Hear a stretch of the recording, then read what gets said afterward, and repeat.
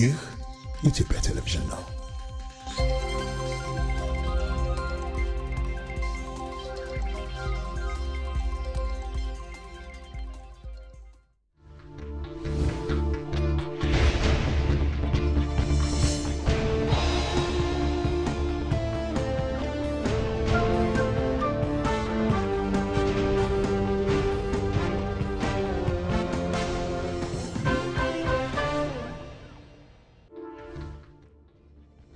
አብራችሁ ቆዩዋለ።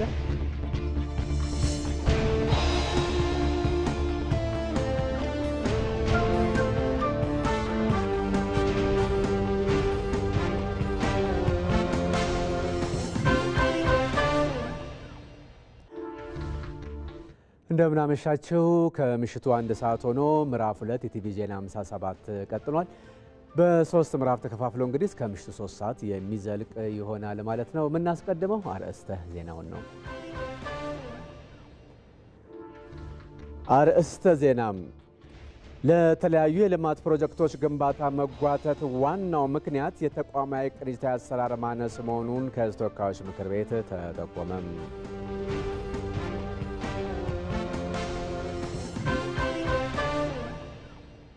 ባለ ሀብቱ ቢል ጌትስ በሚቀጥሉት 20 ዓመታት ውስጥ ሀብታቸው ለታዳጊ ሀገራት ለተለያዩ ዘርፎች ልማት እንደሚያውሉት አስታወቁም።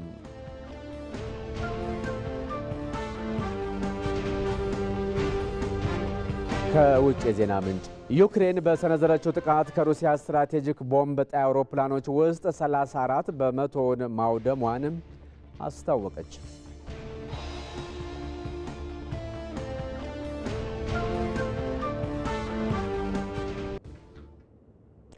ምርጫችሁን የኢትዮጵያ ቴሌቪዥን ስላደረጋችሁ እናመሰግናለን። ከኛ ጋር ሆኑ።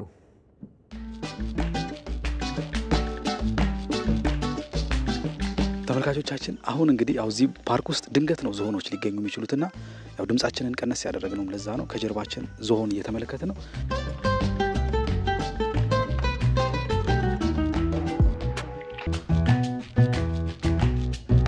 ሰዓቱ ወደ 1 ሰዓት ከ30 ያክል ይሆናል በእኛ በኢትዮጵያ አቆጣጠር። እንግዲህ አሁን እኛ ከዚህ ከቆረጠን በኋላ ደግሞ የማርገቢያውን እንደሚመስል እንመለከታለን። ልጅነት መልኬ ሀሴት የሚያገረው አለው እንደ ማለት ማንጎራጎራ ብራቮ። እጅሽን እስቲ ማንቀሳቀስ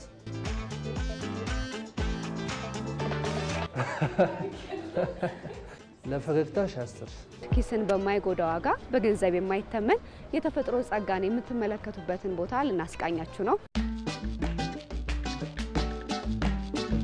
የቴክኖሎጂ አብዮት የመንግስትነት አስተዳደር መነሻዋ ጎንደር ነች።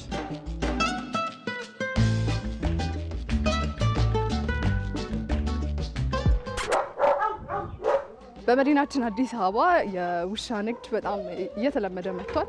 እንግዲህ እኔም በከተማችን ውስጥ ከሚገኙት አንዱ ቦታ ላይ ተገኝቻለሁ። በሐይቆቿ ዙሪያም ከበው የሰፈሩ ደምቀው ያደመቁ ሪዞርትና መዝናኛዎች ከመዲናችን አዲስ አበባ በቅርብ ርቀት ላይ ከመገኘቷ ጋር ተደማምረው ቢሾፍቱን የቱሪዝም የስበት ማዕከል ያደርጓታል።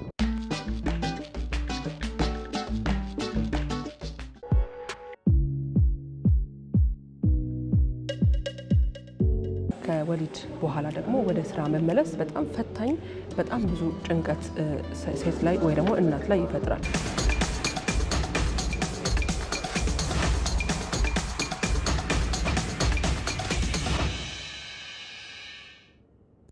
የምዕራፍ 2 ቀዳሚ ዜናችን ይህ ነው። የገጠሩን ማህበረሰብ አኗኗር ለማሻሻል የተጀመረው የገጠር ኮሪደር በሁሉም አካባቢዎች እየተስፋፋ ነው ሲሉ ጠቅላይ ሚኒስትር አብይ አህመድ ገለጹ። በዛሬው ዕለትም በማዕከላዊ ኢትዮጵያ ክልል ሀላባ ዞን ወይራ ዳጆ ወረዳ ሲምቢጣ ቀበሌ የገጠር ኮሪደር ልማት አካል የሆኑ ሞዴል የገጠር መንደሮች ግንባታን አስጀምረናል ብለዋል።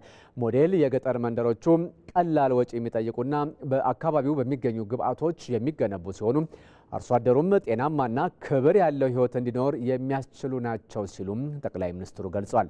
በአካባቢው ከ2000 ሄክታር በላይ መሬት በመስኖ የበቆሎ ምርጥ ዘር ብዜት እንደዚሁም ደግሞ የአትክልትና ፍራፍሬ ልማት እየተካሄደ ሲሆን ከዚህ ቀደም በጎርፍና ድርቅ አደጋ ይታወቅ የነበረው ይህ አካባቢ የልማት ተምሳሌት ያደርገዋል ሲሉም ጠቅላይ ሚኒስትር አብይ አህመድ አስታውቀዋል። ይህ በእንዲህ እንዳለ ጠቅላይ ሚኒስትር አብይ አህመድ የገጠር ኮሪደር ልማት ሀገርን የመለወጥ ሰፊ ራዕይ የተሰነቀበት ሀገራዊ ውጥን መሆኑን አስታወቁ። ጠቅላይ ሚኒስትሩ በማዕከላዊ ኢትዮጵያ ክልል ከምባታ ዞን አዲሎ ዙሪያ ወረዳ ሀሚዶ ቀበሌ የገጠር ኮሪደር ልማትን ማስጀመራቸውን ጠቅሰው በተጨማሪም በቀበሌው የሚኖረው አንድ የአርሶ አደር ሞዴል የገጠር መንደርን መጎብኘታቸውን አስታውቀዋል። አርሶ አደሩ ጽዱ፣ ጤናማና ለማየት እጅግ ማራኪ የሆነ የመኖሪያ አካባቢን በመኖሪያ ግቢ ውስጥ በመፍጠሩ ምሳሌ የሚሆን ስራ አከናውኗል። ጽዱ የመኖሪያ ስፍራን ከመፍጠር ባለፈ በሌማት ትሩፋትና በጓሮ አትክልት ልማት ላይም ንቁ ተሳትፎ እያደረገ ይገኛል ብለዋል። ይህ ስራ በሁሉም አካባቢ በትብብር ሊሰፋ ይገባልም ነው ያሉት ጠቅላይ ሚኒስትሩ። እንደዚሁም በዞኑ ልዩ የተፈጥሮ ገጸ በረከት የሆነው ሀምበሪቾ ተራራን በማህበረሰብ ተሳትፎ የኢኮቱሪዝም ማዕከል ለማድረግ የተከናወኑ ስራዎችም እጅግ የሚደነቁ ናቸው ያሉት ጠቅላይ ሚኒስትር አብይ በተራራው የተገነባው 777 የመወጣጫ ደረጃ አካባቢውን ተደራሽ የመስህብ ስፍራ ያደረገው ሲሆን ተራራ መውጣትና የተለያዩ የአዕዋፋት ዝርያዎችን መመልከት የሚወዱ ቱሪስቶች ወደዚህ ስፍራ በመምጣት ማራኪ ጊዜን ማሳለፍ ይችላሉ ሲሉ ጠቅላይ ሚኒስትር አብይ አህመድ መልእክታቸውንም ቋጭተዋል። ነዋሪነቱ በማዕከላዊ ኢትዮጵያ ክልል ከምባታ ዞን የሆነውና በገጠር ኮሪደር ልማት እሳቤ መሰረት መኖሪያ ግቢውን በማልማት የሚታወቀው ወጣት አብነት ዲላሞ ከራሱ አልፎ ሌሎች የአካባቢው አርሶ አደሮች የእሱን ተሞክሮ እንዲጋሩ ጥረት እያደረገ ይገኛል። ወጣቱ አርሶ አደር በቅርበት በሚያገኛቸው ቁሳቁሶች በመጠቀምም አካባቢውን ለኑሮ የተመቸ ለማድረግ ሰፊ እድል እንዳለው ነው የሚናገረው። ሚካኤል ገዙ ከወጣቱ ጋር ቆይታ አድርጓል። ከራሱ አንደበት ነው የምንከታተለው።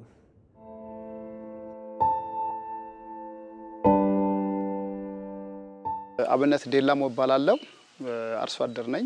በማዕከላዊ ኢትዮጵያ ከምባታ ዞን አዲሎ ዙሪያ ወረዳ ሀሚዶ ገፎሮ ቀበሌ ነው። ይህ ቦታ እንደምትመለከቱት ያው የኮሪደር ልማት ከቤት ይጀምራል። ክልል፣ ከተማ፣ ፌዴራል ላይም የሚሰራው የኮሪደር ልማትን በገጠር ደረጃ ያን የሚመስል ባይኖርም የሚመሳሰል ነገር መስራት ጀምረናል። ያ ደግሞ ብዙ ሲበትን እያመጣ ነው ያለውና የተሻለ ጉዞ ነው። ሰው ስለ ኮሪደር ልማት ከከተማ በገጠርም የተጀመረው ነገር እየገባው እየሄደ ያለበት ጊዜ ነው ያለውና በተለይም በገጠሪቱ ኢትዮጵያ በግብርና የምንተዳደር ህዝቦች አሁን የትም መሄድ አያስፈልግም። ሁሉም ነገር እኛ እጅ ነው ያለው። የተለየ ነገር ከሌላ ጋር የምናመጣው አይደለም። ይሄንን እንዴት እንደምንሰራ ብቻ አቅጣጫ ማሳየት ነው። አቅጣጫ ማሳየት መንግስት እንዳልክም ሁሉም ቦታ መድረስ አይችልም። ይሄን ግን ግንዛቤ ቀድሞ የገባቸው አሁን እኛ ጋር ወደ 64 በቀበሌ ልማት ቡድን መሪዎች አሉ። የቀበሌ ሊቀመንበሩን ጨምሮ ምክትሉን ሌሎችም አሉ። መጥተው ትምህርት እንዲወስዱ እናደርጋለን። እኛ ቢያንስ አካባቢያቸውን ጽዱ፣ ጓሮአቸውን ጽዱ፣ እንስራ ማሰሮ የተሰበረ ጓሮ እንዳይኖር። ምክንያቱም ቆላ ነው፣ ወባ አለ። ዝናብ ካገኛ ቢንቢ እዛው ስለሚራባ ይሄን ማስወገድ ከተቻለ በጤና ደጅ ጽዱ ሲሆን ደግሞ ለመንፈስ እርካታም ጭምር እንደሚሆን እነግራቸዋለን። ባለን ነገር መስራት ከቻልን ሐሳብን ካስቀደምን ለውጥ ማምጣትን ከለክል ነገር ምንም የለም ብዬ አስባለሁ። ለሀላባ አንጋጫ ዋቶ ዱራሜ ዳምቦያ መገንጠያ መንገድ ግንባታ መጓተት ምክንያቱ የተቋማት ቅንጅታዊ አሰራር ማነስ መሆኑ ከሕዝብ ተወካዮች ምክር ቤት ተጠቆመ። በሕዝብ ተወካዮች ምክር ቤት የመንግስት የልማት ድርጅቶች ጉዳዮች ቋሚ ኮሚቴ በመንገዱ የስራ አፈጻጸም ላይ ከሚመለከታቸው ተቋማት ጋር መክሯል። በማዕከላዊ ኢትዮጵያ ክልል የሚገኘው ይህ የመንገድ ግንባታ ፕሮጀክት የ65.1 ኪሎ ሜትር ርዝመት ያለው ሲሆን ግንባታው ከጀመረ 5 ዓመታትን ማስቆጠሩም ነው የተገለጸው።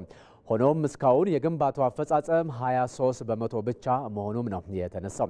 የኢትዮጵያ ኢንጂነሪንግ ኮርፖሬሽን ለመንገዱ ግንባታ መጓተት የግብዓቶች ዋጋ መናር፣ እንደዚሁም ደግሞ የወሰን ማስከበርና ከካሳ ክፍያ መጓተት ጋር የተገናኘ ነው ሲል ቋሚ ኮሚቴው ደግሞ ለመንገዱ ግንባታ መጓተት ዋና ምክንያቱ የሚመለከታቸው ተቋማት ቅንጅታዊ አሰራር ማነስ ነው ሲል ያስታወቀው። በዚህ በኩል የኢትዮጵያ መንገዶች አስተዳደር፣ የኢትዮጵያ ኮንስትራክሽን ስራዎች ኮርፖሬሽን እና የኢትዮጵያ ኢንጂነሪንግ ኮርፖሬሽን ተናበው በቅንጅት እየሰሩ አይደለም ነው ያለው ቋሚ ኮሚቴው። ለመንገዱ ግንባታ መፋጠን ለሰብ ኮንትራክተር መሰጠት ሲገባ ለመሰጠቱም ሌላው የመጓተቱ መንስኤ ነው ብለዋል ቋሚ ኮሚቴው። በሕዝብ ተወካዮች ምክር ቤት የመንግስት የልማት ድርጅቶች ጉዳዮች ቋሚ ኮሚቴ ሰብሳቢ መለስ አለሙ ተቋማቱ በቀጣይ ቅንጅታዊ አሰራራቸውን ሊያጠናክሩ እንደሚገባም አሳስበዋል። ባለሀብቱ ቢል ጌትስ በሚቀጥሉት 20 ዓመታት ውስጥ ሀብታቸውን ለታዳጊ ሀገራት ለተለያዩ ዘርፎች ልማት እንደሚያውሉ ታስታወቁ። በአፍሪካ ጠንካራ የጤና ዘርፍ እንዲኖር ድጋፌን አጠናክራለሁ ሲሉም ባለሀብቱ ቢል ጌትስ ተናግረዋል። የጌትስ ፋውንዴሽን 25ኛ ዓመት የምስረታ በዓል በአፍሪካ ህብረት ተካሂዷል። አባዲ ወይናይ ተከታትሎታል። የጌትስ ፋውንዴሽን የተመሰረተበት 25ኛ ዓመት መስራቹ ቢል ጌትስ በተገኙበት በአፍሪካ ህብረት ተከብሯል። ምስረታውን ምክንያት በማድረግም ፋውንዴሽኑ በአፍሪካ ያከናወናቸው ስለሚገኙ ስራዎች በተመለከተ ውይይት ተካሂዷል። ፋውንዴሽኑ በአፍሪካ በጤና፣ በትምህርት፣ በግብርናና በቴክኖሎጂ ጨምሮ በተለያዩ ዘርፎች ላለፉት 25 ዓመታት ሲሰራ መቆየቱን ተነስቷል። ፋውንዴሽኑ በጤናው ዘርፍ በተለይም በእናቶችና ህፃናት ሞት ቅነሳ ላይ ሰፋፊ ስራዎች መስራቱን ቢል ጌትስ ገልጸዋል። Looking back on this last 25 years, we have seen incredible progress. ያለፉትን 25 ዓመታት ስንመለከት የማይታመን ለውጥ አምጥተናል። በተለይም በጤናው ዘርፍ የተከናወኑ ተግባራት አስደናቂ ናቸው። የህፃናት ሞት ቅነሳ ብቻ ብንመለከት በ25 ዓመታት ውስጥ ከ9.2 ሚሊዮን ወደ 4.4 ሚሊዮን ዝቅ ማድረግ ተችሏል። ኢትዮጵያም በዚህ ላይ አመርቂ ስራ አከናውናለች። መንግስታት ለጤናው ዘርፍ በሰጡት ትኩረት አሁን ላይ ለውጦች ተመዝግበዋል። የህፃናት ሞት ከግማሽ በላይ ነው መቀነስ የተቻለው። ይህ በታሪክ ከፍተኛ ነው። የጌትስ ፋውንዴሽን በጤናው ዘርፍ ከኤችአይቪ ስርጭትና ሞት ቅነሳ ጋር በተያያዘ በርካታ ተግባራትን አከናውኗል ያሉት ቢል ጌትስ ለዚህም በትብብር የተከናወኑ ስራዎች ከፍተኛ አበርክቶ አላቸው ብለዋል። The deaths from HIV peaked soon after the turn of the century and have now fallen from the peak by 70%. በኤችአይቪ አማካኝነት ያለው ሞት ከሚሊኒየሙ 2000 በኋላ በከፍተኛ መጠን ጨምሮ ነበር። ከሰሃራ በታች በሚገኙ ሀገራት በተሰሩ ስራዎች የኤችአይቪ ኤዲስን ስርጭትና ሞት በ70% መቀነስ ተችሏል። ይህ ትልቅ ስኬት ነው። ይህ ሊሳካ የቻለው ደግሞ በጋራ በተከናወኑ ጥረቶች ነው። በኤችአይቪ በወባና በቲቪ ላይ ሰፋፊ ስራዎች ተከናውነዋል። ውጤቶችም ተመዝግበውበታል። HIV, tuberculosis and malaria. በቀጣይ 20 ዓመታት ሀብቴን ለጌትስ ፋውንዴሽን በመስጠት በአፍሪካ የሚነሱ ችግሮችን ለመፍታትም ቁርጠኛ ነኝ ሲሉ ባለሀብቱ ቢል ጌትስ አስታውቀዋል። I recently made a commitment that my wealth will be given away over the next 20 years. And so you can see, I'm extremely lucky. My wealth. በቅርቡ እንዳስታወቅኩት ሀብቴን በሚቀጥሉት 20 ዓመታት ውስጥ ለግሳለሁ። ሀብቴ ቀስ በቀስ እየቀነሰ ነው የሚሄደው። የጌትስ ፋውንዴሽን ይህን ሀብት ይይዛል። በአፍሪካ የሚነሱ ችግሮችን ለመፍታትም ፋውንዴሽኑ ቅድሚያ ሰጥቶ ይሰራል። የበለጸገች አፍሪካን ለመፍጠር ሁሉም በቅንጅት መስራት እንደሚገባውም ነው የጌትስ ፋውንዴሽን መስራቹ ቢል ጌትስ የገለጹት። ከውጭ ዜና ምንጭ ዩክሬን 1 ዓመት ተኩል ፈጀ ባለችው ሚስጥራዊ ዘመቻ ከሩሲያ ስትራቴጂክ ቦምብ ጣይ አውሮፕላኖች ውስጥ 34 በመቶን ማውደሟን አስታውቃለች። ትንታኔውን ያዘጋጀው አለምነህ ዋሴ ነው። ዩክሬን በመካከላቸው በመቶ ኪሎ ሜትሮች የሚቆጠር ርቀት በሚለያያቸው 4 የተለያዩ የራሽያ አየር ኃይል ጦር ሰፈሮች ላይ የአጥፍቶ ጠፊ ሰው አልቦችን በመጠቀም በተመሳሳይ ሰዓት ቅዳሜ ምሽት ባካሄደችው ድብደባ ከ40 በላይ ቦምብ ጣይ አውሮፕላኖች ማውደሟን ወይም በሰዓት ማያያዟን አስታውቃለች። ሰው አልቦቹ ኤፍፒቪ የተባሉ ራሽያ ሰራሽ ናቸው። በቁጥር 117 ነበሩ። ፕሬዚደንት ቮሎዲሚር ዜሌንስኪ በድል አድራጊነት መንፈስ ምሽቱን ለሕዝባቸው ባደረጉት ንግግር ገድሉ ከዕቅዱና ከአደረጃጀቱ ጀምሮ እስከ ጥቃቅን ያፈጻጸም ሂደቶቹን በሙሉ የተካሄደውና የተፈጸመው በዩክሬን ነው ብለዋል። ከጦር ሰፈሮቹ አንዱ ከዩክሬን ድንበር 4500 ኪሎ ሜትር ርቆ ኢርኩትስክ ግዛት የሚገኝ በላያ የሚባል ነበረ። ሁለተኛው ከዩክሬን ድንበር 520 ኪሎ ሜትር ርቆ ራይዛን ግዛት ውስጥ የሚገኘው ዲያግሌቮ ሲሆን ሶስተኛው አርክቲክ ቀለበት ውስጥ ከሚገኘው ሙርማንስክ ግዛት አጠገብ የሚገኝ ኦሌኒያ ጦር ሰፈር ነበረ። አራተኛውና የመጨረሻው ከዩክሬን ድንበር 800 ኪሎ ሜትሮች ርቆ የሚገኘው ኢቫኖቮ ጦር ሰፈር ነው። ኢቫኖቮ የራሽያ ወታደራዊ ማመላለሻ አውሮፕላኖች መናኸሪያ መሆኑ ታውቋል። ዘለንስኪ ፍጹም ልዩ የሆነ ዘመቻ ሲሉ አድንቀውታል። የሸረሪት ድር የሚል ስያሜ የተሰጠው ይህ ገድል ለአፈጻጸሙ 1 ዓመት ተኩል መፍጀቱን ዩክሬን አስታውቃለች። ሂደቱ የጀመረው ለጥቃቱ የዋሉትን 117 አጥፍቶ ጠፊ ወይም ቦምብ ተሸካሚ ሰው አልቦችን ወደ ራሽያ ግዛት ማስረግ ነበረ። ለጥቆም እነዚህን ውስጣቸው በሰው አልቦች የተሞሉ የእንጨት ኮንቴነሮችን በጭነት መኪናዎች በማጓጓዝ በተመሳሳይ ጊዜ ግን በጣም በሚራራቁ 4 ጦር ሰፈሮች ዙሪያ ማስጠጋት ነበረ። በመጨረሻም የኮንቴነሮቹን ጣራ በርቀት መቆጣጠሪያ ከፍተው ከውስጣቸው ሰው አልቦችን ወደ ውጭ ማብረር ነበረ። ውጤቱም በ4 እጅግ የተራራቁ ስፍራዎች ላይ የሚገኙ የአየር ኃይል ጦር ሰፈሮች ውስጥ በሚገኙ አውሮፕላኖች ላይ በመከስከስ ከፍተኛ ፍንዳታና ውድመት ማድረስ ነበር።